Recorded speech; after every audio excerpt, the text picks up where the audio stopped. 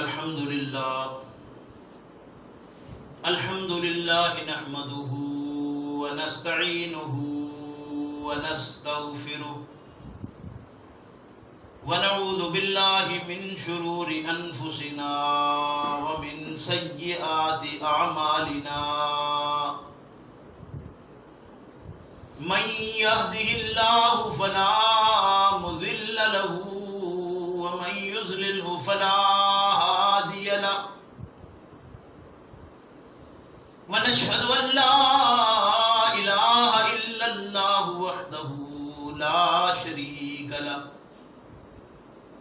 ونشهد أن محمدا عبده ورسوله أما بعد فإن خير الحديث كتاب الله وخير الهدي هدي محمد صلى الله عليه وسلم وشر الأمور محدثاتها وكل محدثة بدعة وكل بدعة ضلالة وكل ضلالة في النار فأعوذ بالله من الشيطان الرجيم بسم الله الرحمن الرحيم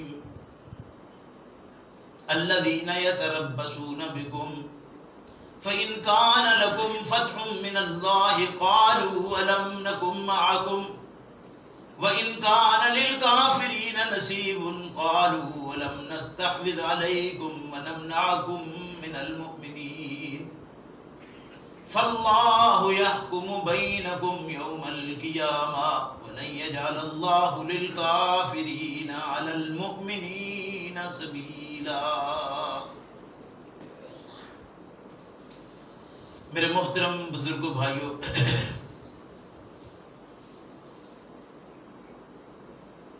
فرمایا کہ یہ جو منافقوں کی بات شروع ہوئی تھی نا، اس کو مزید سمجھو کہ وہ کس کس طرح کی حرکتیں کرتے ہیں. ایک تو یہ ہے کہ وہ لوگوں کا ساتھ چاہتے ہیں کہ لوگ ساتھ ملیں، لیڈر ساتھ ملیں، وڈیرے ساتھ ملیں، خاندان اور برادری کے لوگ ہیں تو وہ ساتھ ملیں تاکہ ان کی عزت ہو، کہ بڑوں کی مجلس میں بیٹھیں گے تو عزت ملے گی. فرمایا یہ منافقوں کی نشانی ہے، اس لیے کہ عزت و تمام اللہ کے پاس ہے. یہ نام بھی اللہ کا لیتے ہیں اور عزت دوسروں کے پاس تلاش کرتے ہیں تو یہ منافق ہیں. فرمایا الذین یتربصون بکم، یہ ہر وقت اس انتظار میں رہتے ہیں، ہر وقت دیکھتے رہتے ہیں، یہ ہر وقت تمہاری حالت کی طرف تکتے رہتے ہیں کہ کیا حالات بنتے ہیں تمہارے ساتھ. آخر انسان ساری زندگی کہیں میدان جنگ ہے، کہیں میدان کارزار ہے، لگے ہوئے ہیں. ہر انسان اپنے اپنے معاملے میں ہر وقت چلتا ہی رہتا ہے. تو جہاں دو آپس میں آمنے سامنے ہوئے تو یہ ہر وقت اپنی آنکھ لگا کر دیکھتے رہتے ہیں کہ معاملہ کس طرف جاتا ہے. ہر وقت تکتے ہیں کہ کون ہے جو بازی جیتتا ہے. الذین یتربصون بکم فإن کان لکم فتح من اللہ، اگر اللہ کی طرف سے تم حق پر ہو تو تمہیں فتح مل جائے. قالوا الم نکن معکم، تو یہ تمہارے پاس آ کر کہیں گے کہ ہم بھی تو تمہارے ساتھ تھے. دیکھا پھر میں نے کہا تھا نا، کوئی فکر کی بات نہیں. میں نے کہا نہیں تھا کہ کوئی مشکل والا معاملہ نہیں ہے، تم اطمینان رکھو، خیر ہے. یہ تو وہی بات ہے کہ سانپ دیکھا کسی کھتری نے، اس نے دیکھا سانپ جا رہا ہے، ساتھ ایک مسلمان بیٹھا تھا نا، مسلح سانپ مارو سانپ مارو سانپ مارو. بچے نے پوچھا کہ ابا یہ دشمن تو تیرا بھی تھا، اگر ڈس جاتا تو نے کیوں نہیں مارا؟ اس کو بولا کہا بھائی اس کو جب مارتے تو وہ آگے سے ڈستا، تو ظاہر ہے اگر وہ ڈستا مارنے والے کو تو جو مار رہا تھا وہ خود مر جاتا۔ اس نے کہا دونوں میں سے ایک تو مرے نا، مسلح مرا تو دشمن مرا، سانپ مرا تو دشمن۔ تو یہ ہے کہ دونوں میں ایک، یہ ہر وقت اسی چکر میں رہتا ہے کہ کوئی صورت ایسی بن جائے، اگر کسی طرف تو کوئی کروٹ تو آخر بیٹھے گا نا، جدھر بیٹھے گا یہ بھاگتا ہوا جائے گا، میں تمہارے ساتھ ہی نہیں کرتے کوئی۔ فرمایا کہ اگر تمہیں فتح مل جائے تو قالوا الم نکم معکم، یہ کہے گا کہ کیا میں تمہارے ساتھ نہیں تھا؟ یہ اپنا آپ منوائے گا، یعنی اپنی کہے گا کہ دیکھو ہم نے یہ کیا تھا، میں نے کہا تھا، میں وہ ہر طرف اپنی، یعنی جو کام نہیں بھی کیا اپنے میں، جو اچھا کام ہے وہ آپ نے، تم تو نہیں چاہ رہے تھے لیکن میں نے دیکھو یہ کیا تھا۔ یہ سارے ایسے ہی ہیں آج بھی معاشرے میں، کوئی کہنے کی ضرورت نہیں، کوئی کمی ان کی نہیں ہے۔ لیکن اگر معاملہ دوسرا، وَإِنْ كَانَ لِلْكَافِرِينَ نَصِيبٌ، اگر یہ منکروں کے نصیب میں آ جائے، حصے میں آ جائے فتح، قَالُوا أَلَمْ نَسْتَحْوِذْ عَلَيْكُمْ، تو یہ فوراً ان کے پاس جائیں گے اور کہیں گے کہ دیکھو یہ تو تمہارے اوپر غالب آنے ہی والے تھے، ہم نے بھی تمہارا ساتھ قریب، یہ لم نستحوذ علیکم ونمنعکم من المؤمنین، ہم نے انہیں روک رکھا تھا ورنہ وہ تمہارے اوپر غالب آ جاتے۔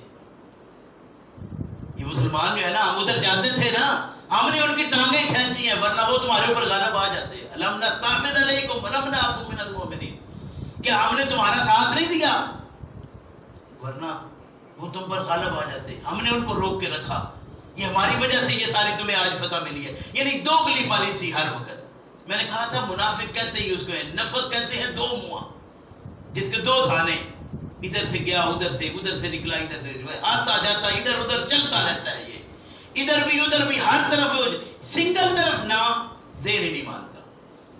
آج ایمانداری سے اگر اپنا تجزیہ کرنا ہے تو ہم اتنی بات سے کر سکتے ہیں، اپنا آپ میرا میں آپ کا نہیں، آپ اپنا میں اپنا تجزیہ تو کریں کہ کیا ہم اللہ کے رسول اور اللہ کی کتاب کے ساتھ کسی اور کو شامل رکھتے ہیں؟